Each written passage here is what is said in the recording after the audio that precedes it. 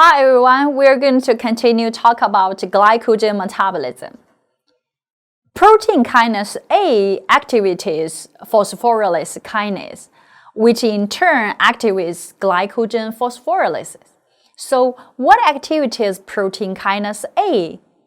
What is the signal that ultimately triggers an increase in glycogen breakdown? Epinephrine and glucagon signal the need for glycogen breakdown. Several hormones greatly affect glycogen metabolism. So glycogen and epinephrine triggers the breakdown of glycogen. Muscular activity, or as anticipation, leads to the release of epinephrine and its catechol derived from tyrosine from the adrenal medulla. So epinephrine markedly stimulates glycogen breakdown in muscle and to a less extent in the liver.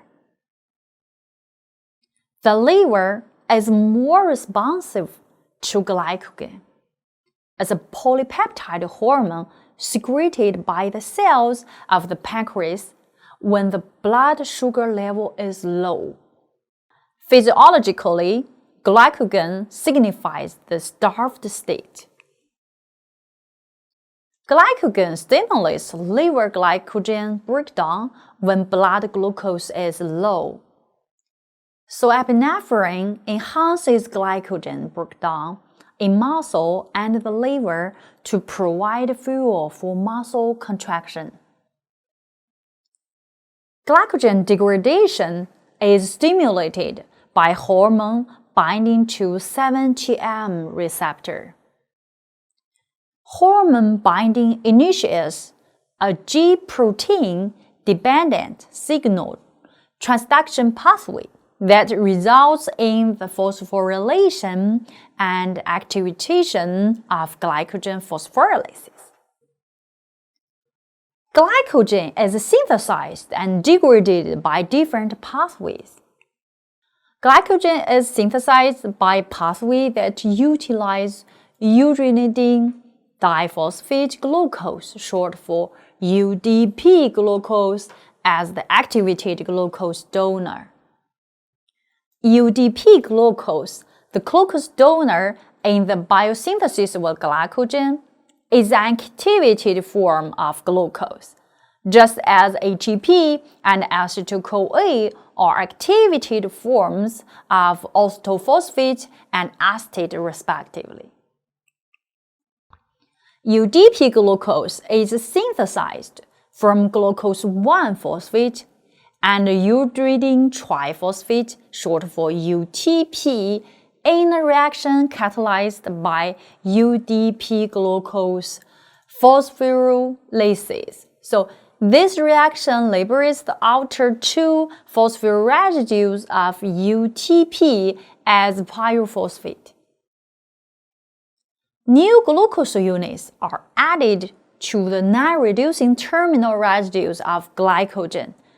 The activated glucose unit of UDP glucose is transferred to the hydroxy group at carbon 4 of a terminal residue and to form a R1,4 glycosidic linkage.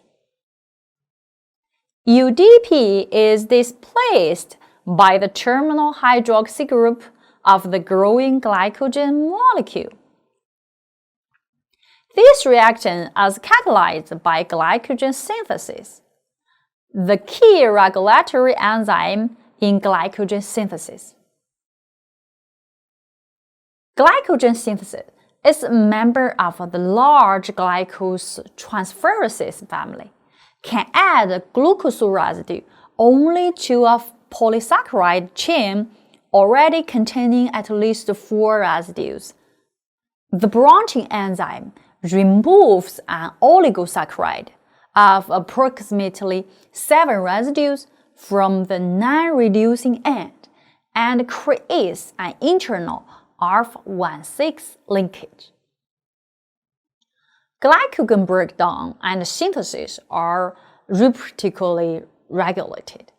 An important control mechanism prevents glycogen from being synthesized at the same time as it is being broken down.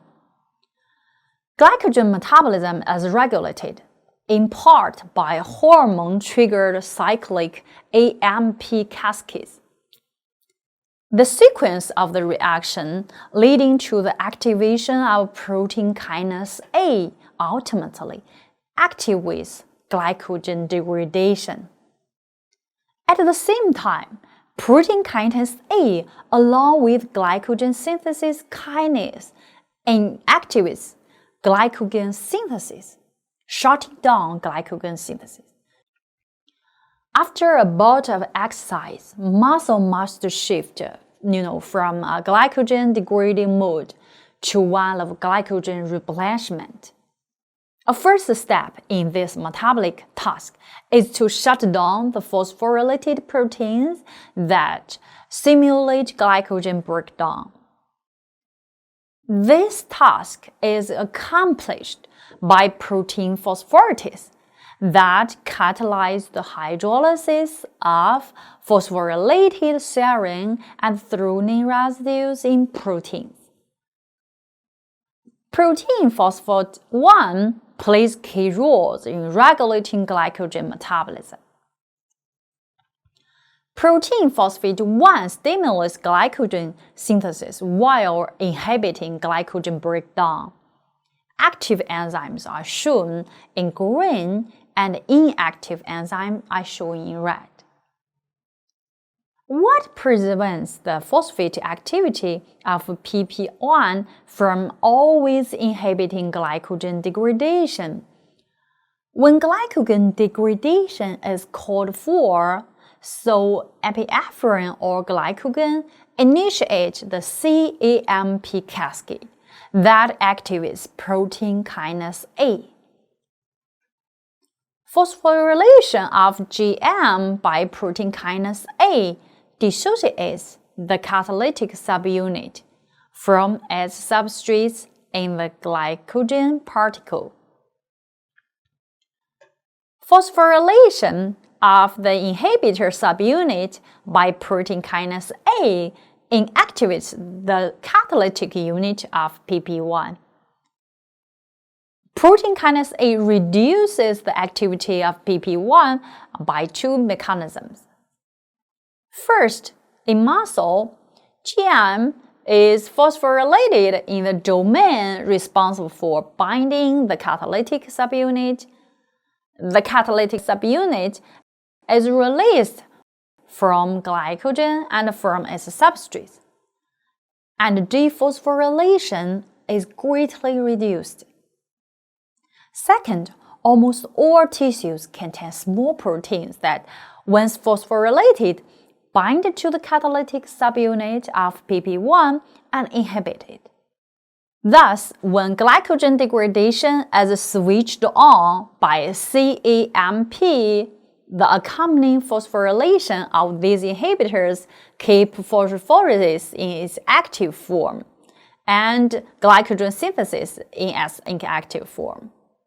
So thank you for your attention and see you next time.